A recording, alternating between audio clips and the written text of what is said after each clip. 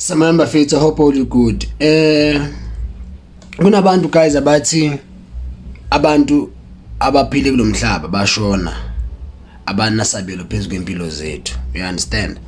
Umzali wakho meke kuzalile kulomhlaba washona and then akasanasabelo phezulu kwempilo yakho. I truly love into enza una lady aphiwe because usa recognize umama wakhe ezumzali wakhe and uyayazi umama wakhe aphe khona ukuthi amlekelela kwizinto eziningi angadlala kuzo. For example, mama wakhe nje eshonile kanje uyakwazi uyovasha mama wakhe ethuneni aclean ithuna lakhe ambonisa uthando appreciate, which abanye abantu abamnyama lokho bakubona ukuthi la kukhonza amademon, which like awubakhonzi, just uyaba recognize at the same time uyabahlonipha ezabazali bakho. You understand? Because thina abantu abamnyama sine background ingakho sisebenzisa isithakazelo, ingakho sinama surname. Ama-surname amagama okhokho bethu, isithakazelo amagama okhokho bethu. So asikwazi ukuthi simakulo mhlaba sikhohlwe ngabo. And ingakho una lady ehamba azafike la ekhona is because iya recognize abantu asebadlulile kwelizwe leli baye kwelinye ilizwe. You understand? Ukuthi basakwazi ukuthi babuye bazombusisa, babuye bamblesse futhi. Yebo into leyo. Into engihloniphayo ngayo nje kakhulu. Into engihloniphayo ngayo nje kakhulu. Even like ithuna lika mama wakhe linetombstone le clean liyathandeka, yabonisa ukuthi ngumntana nomqondo, ngumntana owaziyo ukuthi kubalekile ukuthi abazali noba sebeshonile kodwa ubenzela into ezinhle nabazokwazi babe bakubusise futhi. Bona bakubusisa kanjani? Bakubusisa ukuthi bayazivula into zakho lapha zivaleke khona. Ndingathi umdala akabaleka, umdala ubalekile, but umdala udlala yakhe part nomzali udlala yakhe part. Just like wena mawusendlini nomzali wakho, umzali wakhe ekukhulisa. You understand? Umzali wakho unendlela okubusisa ngawo, unendlela akubusisa ngazo wena impilo yakho, akubusisa umzali wakho. For example, akuthengele something oyithandayo awuyithengelwa ngumdala, uyithengelwe umzali wakho. Yingakho bathi before uhlonipha umdala, qala uhlonipha umzali wakho. You understand? That shows ukuthi nomdala uyakwazi ukumhlonipha because angeke ukwazi uhlonipha umdala ngaphandle komzali wakho. So into eyenza una lady aphiwe and into ayenza isezomvela iminyanga emininzi ebomini bakhe because umama wakhe uhleze naye emsupporta njalo nembonisa uthando because uyayazi ukuthi umntana wakhe akalibalanga ngaye even though eshonile, but umntana wakhe usakhumbula usahamba engcwabeni ayokhuluma nomama amtshele mama ngisesekhona ngisarecognize umzali wami, which abantwana bamanje abaningi abanandaba nayo lento leyo.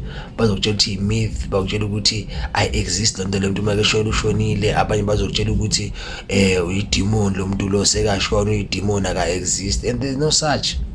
If uyidemon ishimizo nozalwa idemon, ishimizo nawo idemon elincaneke. Yebo lento leyo. So sometimes lento amnyama lesebenzisa umqondo guys, si realize ukuthi thina zabantu abamnyama si connected nempande zethu, si connected thina nobuthina.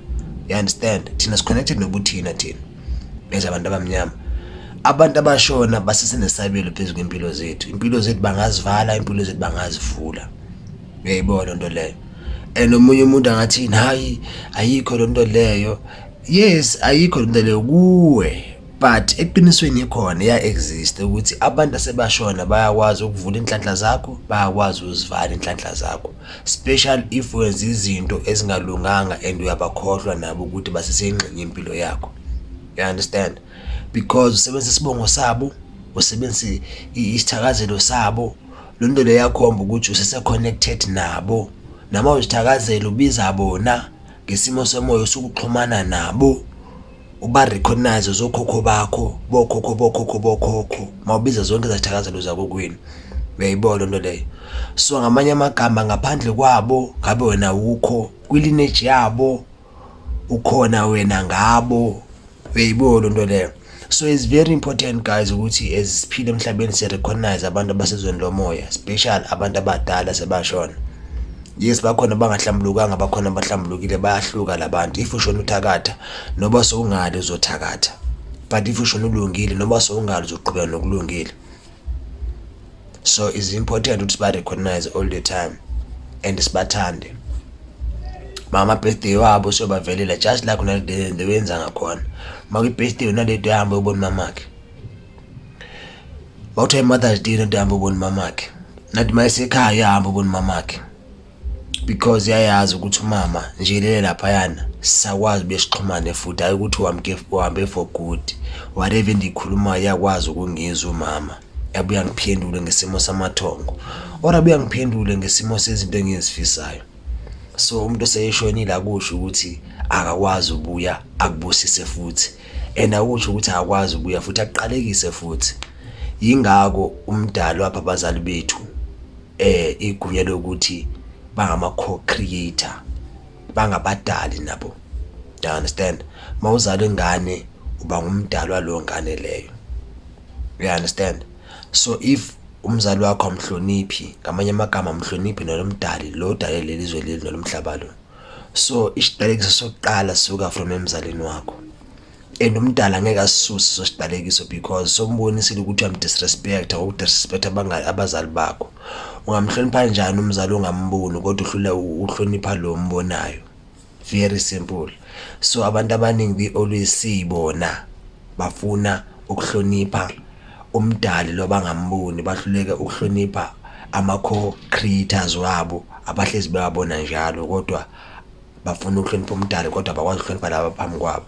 So hlonipha lo phambi kwakho in order ukwazi ukuhlonipha lo phezulu, because lo phezulu ubona through abazali bakho ukuthi baphethe kanjani. If uyabahlonipha enough naye it means uyamhlonipha, but if laba bawu-2 abahloniphi it means naye umdala umhloniphi. So it's very important guys ukuthi uhloniphe abazali bakho in order umdala azokwazi ukurecognize wena as a human being. But umdala if awuhlonipha abazali bakho ngiyakwazi ukurecognize, noba ungathandaza uyenzeni ngiyakwazi ukurecognize because wena awurecognize abazali bakho. Simple as that guys.